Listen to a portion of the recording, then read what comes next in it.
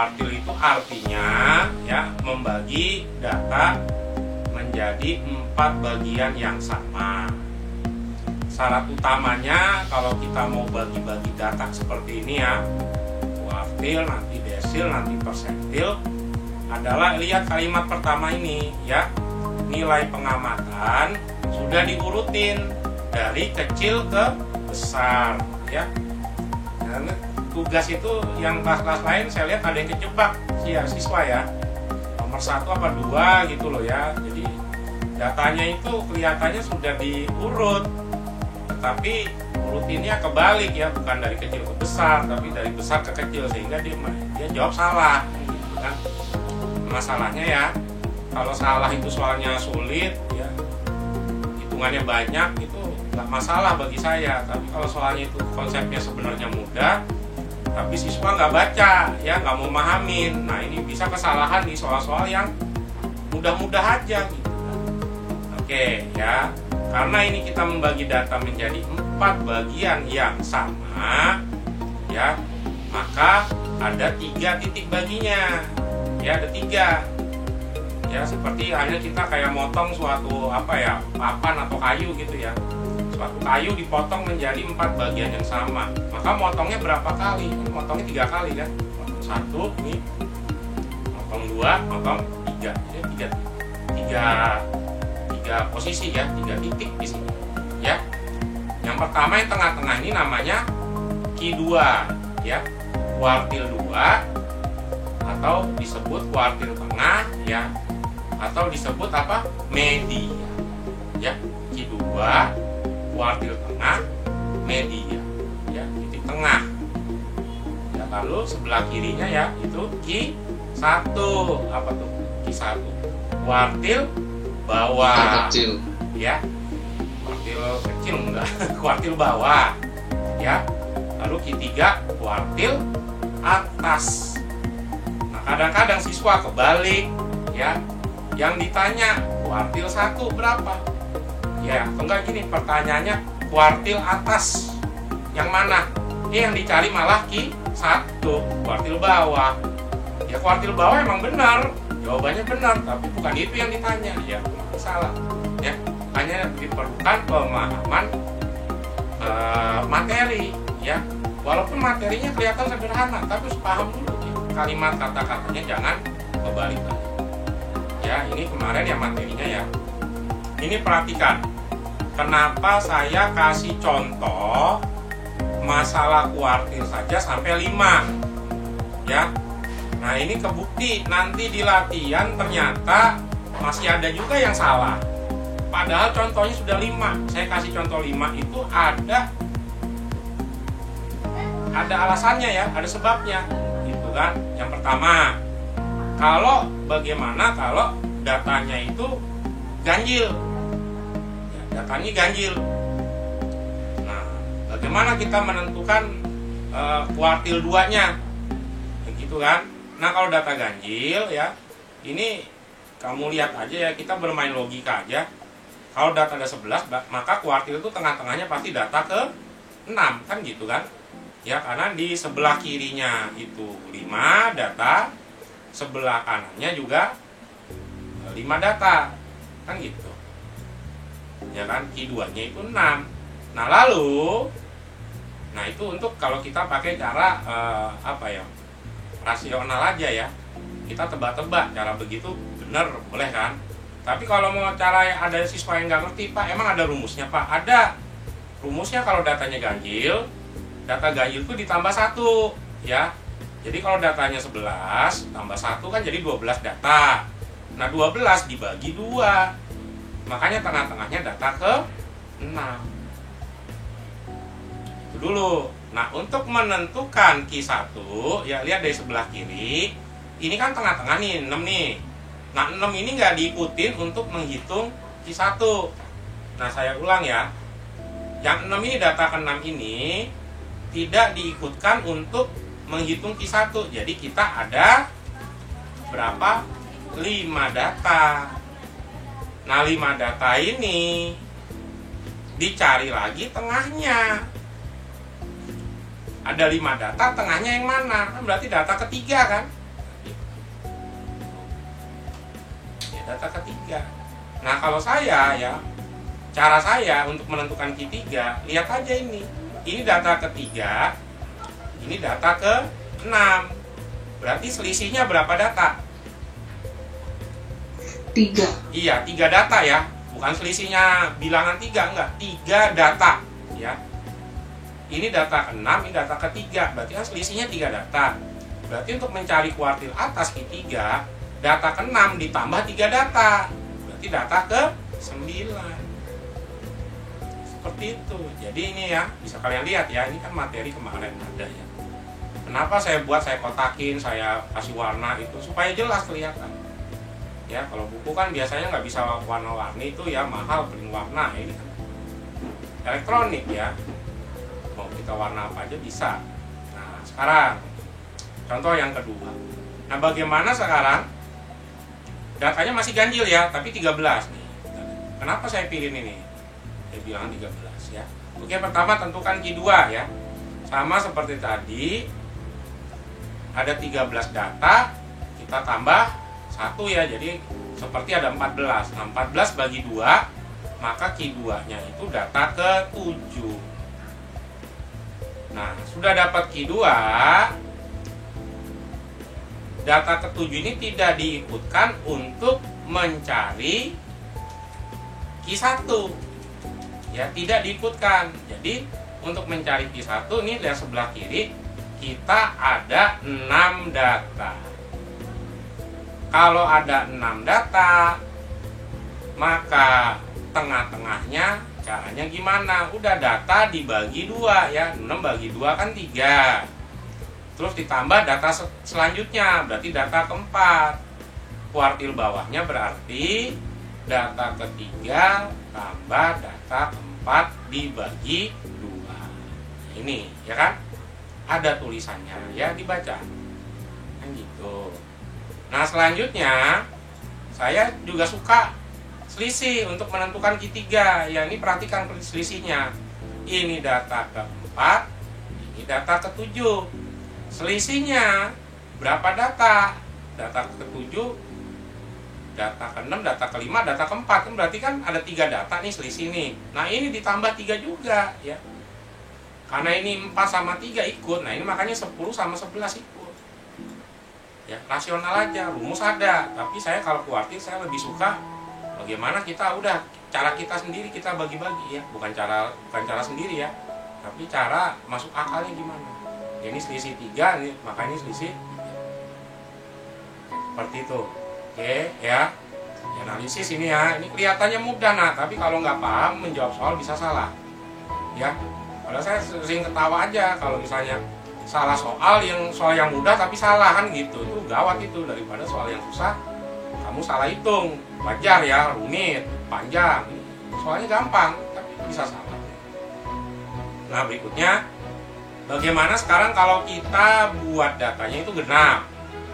Ya, buat data ya. Bagaimana kalau datanya itu jumlahnya genap?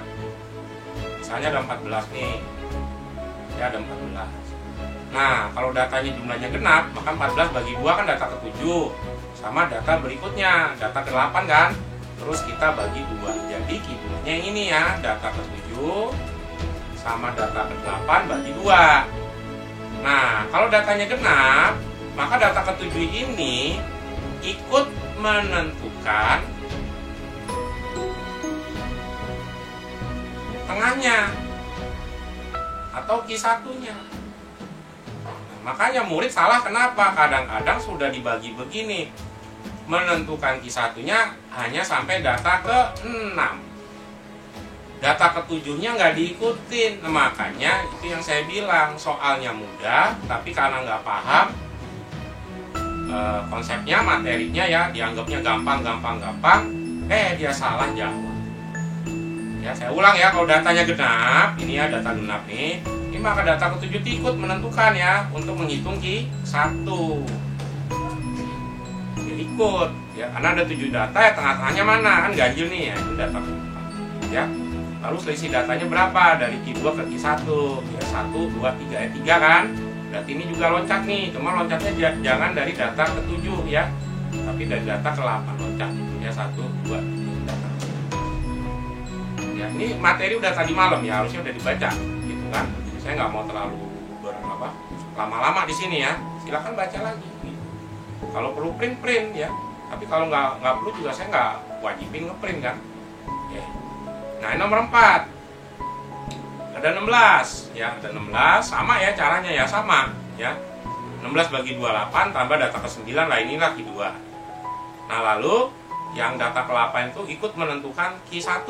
Jadi datanya 1 sampai 8. Mana tengah-tengahnya data ke-4 sama ke-5. Yang ini. Ya kan?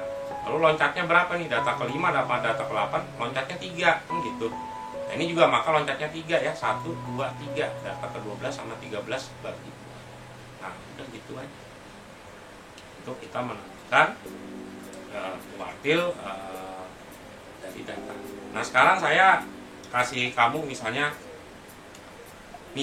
jumlah data itu dari 1 sampai misalnya 167 data ya, data 1, data 2, data 3 sampai 167 data. Pertanyaan saya, nilai Q2 terletak pada data keberapa? Kalian bisa jawab nggak? Kan ini kan konsep nih ya. 84, Pak. Iya. 8? 4. Bener nggak? Ingat ya, kalau datanya ganjil, ya, datanya ganjil gimana? 167 tambah 1 kan? Jadi 168. Nah, 168 kita bagi 2 kan? Berarti 80. Ini Q2 nih. 84 tuh Q2. Nah, sekarang menentukan Q1, apakah 84 itu ikut apa enggak menentukan Q1? Enggak. Iya, enggak, Pak. Iya, enggak ikut kan? Maka kita cari Q1 dari data pertama sampai data ke 83. Nah, gitu ya kan? Ya kan? Jadi saya merahin ini Q1 ya. Nah, sekarang ini tengah-tengahnya data ke berapa? 42. 42. Iya, betul, 42. Bisa kamu lihat ya, maka ini Q1-nya. Nah, lihat. Nah, ini cara untuk menentukan Q3 sama juga. Kalau ini mulai dari data 1 sampai 83, maka ini kita mulai dari data ke 85 sampai 167. Nah, karena sini kan masalah nih. Pak, itu gimana tuh? Susah ini. Nggak susah sebenarnya. Lihat ya. 42 kurang 83, data ke 83 sampai data ke 42, selisihnya berapa data tuh? Ayo. 83 41 ya. 41 selisihnya. Mulai dari data 83, berarti dari 8 data 85 ditambah 41. Kan gitu aja. Jadi 126 ya kalau nggak salah. Iya, 126 tuh, ya kan? Bayangkan aja ya, kalau paham ya, meskipun kamu lupa rumus gitu, rumus ada, cuma saya nggak mau pakai. Kalau kamu paham ini, ya, ini semuanya kelihatannya masuk akal ya. Kalau ada 167 data, itu bisa tentukan sendiri, ya. Baik ya, manusia itu lupa gitu ya. Kamu 3 bulan, 4 bulan lupa belajar ini, tapi karena kamu udah paham sekarang, ya, yang lupa itu akan lebih cepat diingat lagi. Ya, daripada yang sekarang ya maaf kalau masih nggak ngerti, gitu aja. Bukan berarti sekarang kamu nggak ngerti 6 bulan ke depan jadi ngerti, enggak ya, hati-hati itu ya kan. Nah, ini ya, oke, ini udah bisa. Nah, sekarang, nah kalau sekarang datanya itu disajikan dalam tabel frekuensi seperti ini ya. Diperhatikan, ini masih data tunggal ya. Ini kan menuliskan, kalau mau kita tulis tanpa tabel, ini kan berarti kita tulis 45. Jadi 45 kita tulis berapa kali? 3 kali kan? Nah, sekarang 46 kita tulis berapa kali? 4 kali, Pak. Iya, 4 kali. 47 3 kali dan seterusnya ya. Masalahnya kalau nulis seperti itu kan kelihatannya datanya banyak ya, lebih enak dilihat ya kalau kita tulis dalam tabel frekuensi. Itu maksudnya. Nah, yang ditanya adalah nilai kuartil tengah. Nah, ini kan soal nomor berapa nih ya? Ini kan soal nomor berapa nih? Ada kan? Nah, saya sengaja saya kasih ke sini supaya nanti nggak salah. Nah, sekarang kamu lihat perbedaan. Di sini ada frekuensi, di sini ada frekuensi kumulatif. Apa tuh bedanya?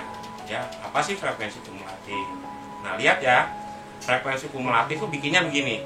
Yang pertama, ya, yang atas ini kita samain ya. Oh, ini frekuensi 3, maka ini 3. Yang kedua, saya tulis 7.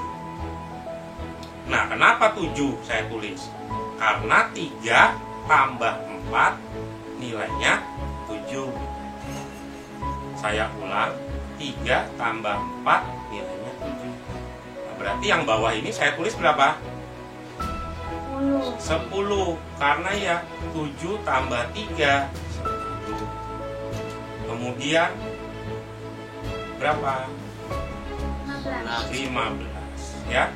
Kemudian 17. 17 23. 27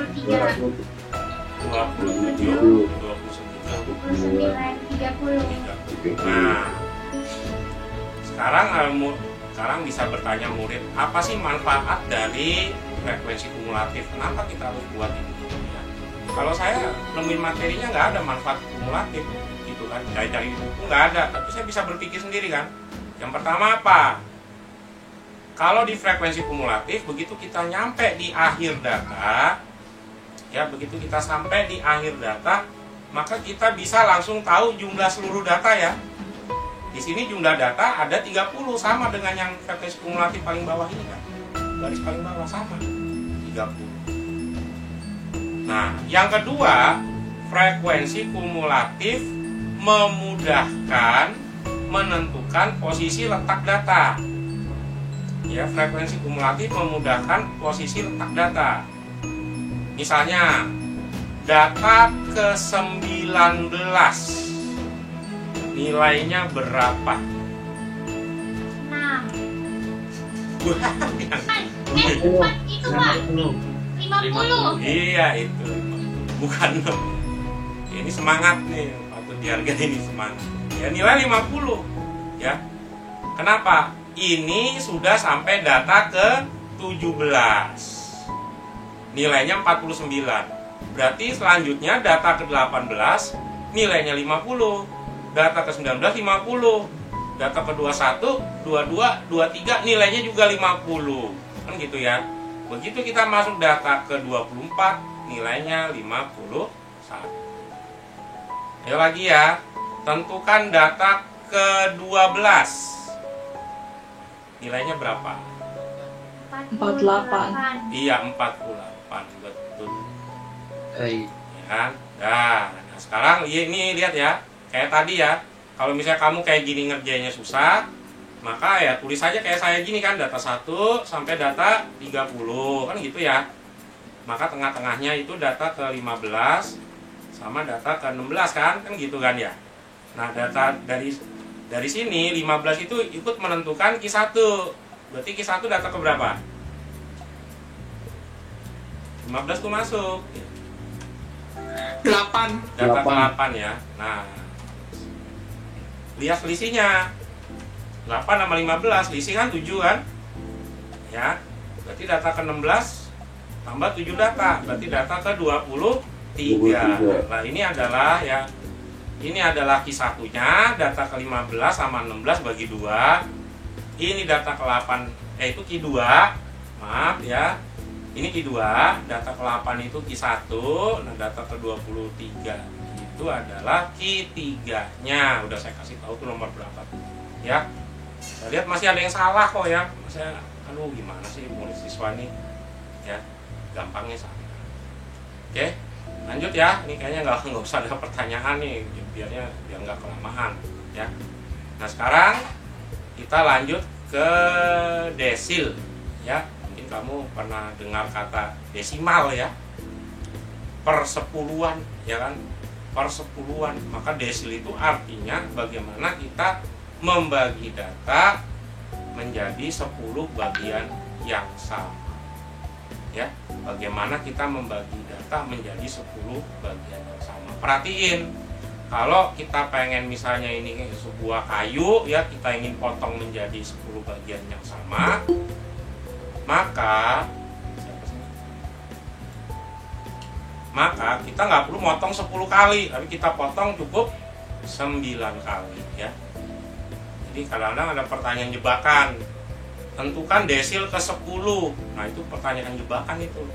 Tidak ada tuh desil ke 10, yang ada paling besar desil itu desil ke 9 ya.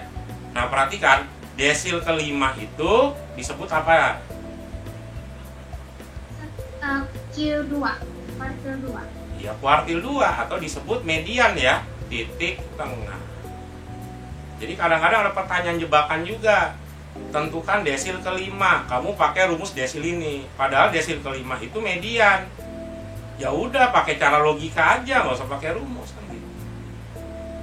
Ya kan gitu. Ya. Nah ini rumus desil ya. Nah ini video YouTube-nya itu saya suka ya. Kenapa? Karena yang pembuat video itu ngomong, udah tidak perlu dia di rumusnya itu dihafal, tapi dipahami ya. Rumus desil itu adalah I, ya artinya I itu desil ke berapa? Kalau di sini desil ke-7 berarti ini D7, maka ini apa? I7, ini I-nya diganti jadi 7. Lalu ini N plus 1 itu adalah jumlah data selalu ditambah 1. Nah dibagi dengan 10. Kenapa dibagi 10? Karena kita desil membagi 10 data. Kalau misalnya persentil, maka dibaginya dibagi 100 kan gitu. Ya, oke ya, kita lihat contoh ya. Kamu lihat ya. Ya kamu lihat. Ya, ini tentukan desil ketiga ya. Berdasarkan rumus ini ya. Ya, letak desil ketiga. Nah, itu ya. Jadi ini rumus desil belum menunjukkan nilainya berapa ya. Ini hanya baru menunjukkan letak desilnya itu data ke berapa. Makanya di sini saya ketiknya, saya tulisnya letak desil ketiga itu pada data ke berapa. Ya.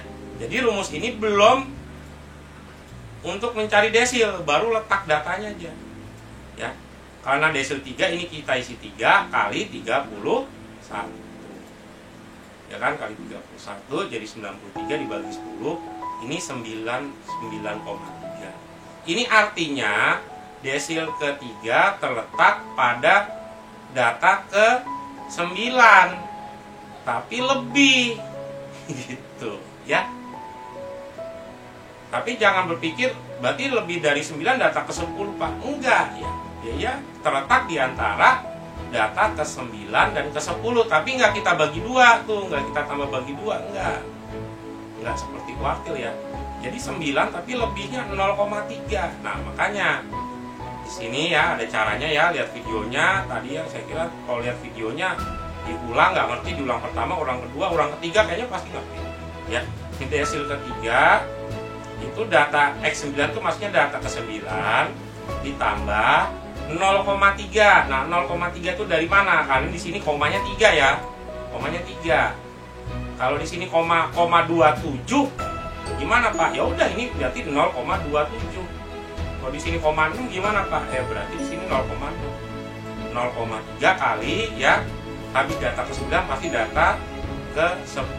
Jadi data ke-10 kurang data ke-9. Nah ini kita dapat ya 22 tambah 0,3 kali ya. Ya maaf, ini kenapa 22 ya? Data ke-9 yang mana? Lihat ya. Ini ada 30 data. Data pertama ini 10. Ya, ini berarti kan data ke-10 nih. Berarti data ke-9 itu adalah yang 22. Data ke-10 itu adalah data ke-24. Masuk ya. Masukin, hitung, selesai. Ya. Desil kelima adalah median titik tengah ya. Titik tengah. Karena datanya ke-30, tengah-tengahnya di mana? Berarti data ke-15 sama 16 di sini. Ini tengah. Nah, median di sini. Nah, ini pasti bagi 2. Ya, oke. Desil ke-7 nggak usah lah secara sama. Nah, sekarang persentil ayo. Ya, kita contohnya satu aja. Kamu mau yang mana? Yang 32, yang 67, atau yang ke-89? Yang mana nih? Ya 50 nggak usah ya, karena kan dia median. Kita maunya kamu bahas yang mana? 32, 67 atau 89? Ayo jawab.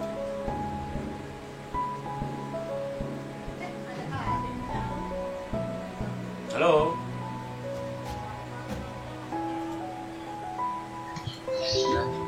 Yang 32 aja, Pak. 32. 32 aja, Pak. Oke, 32 ya. Kalau cara saya ya kayak gini. Cukup copy paste aja kan. Karena tinggal kita ganti ya. Nah, tak apa, desil kita ganti persentil ke 30. Jadi kita ganti rumusnya kan, P sekarang P ya, 30. Itu berarti apa?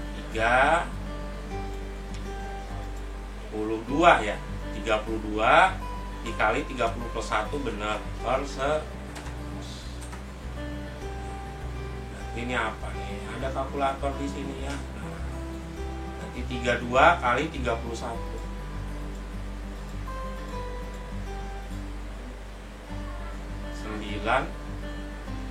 92 ya. 32 kali 31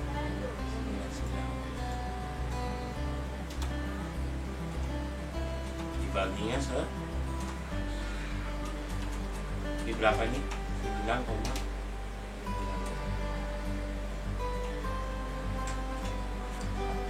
gitu kan? Nah, selesai. Berarti apa ini? Bukan desil ketiga ya. Persentil ke 32 sama dengan, ini kan data ke 9 sama ya, data ke 9 tambah 0,92 ya. Habis data ke 9 data ke 10, itu data ke 10 kurang data ke 9, ini sama. Jadi ini cuman kita cari aja 92 ya, 24 kurang 22 benar. Jadi 0,92 dikali 2 itu menjadi 1,84.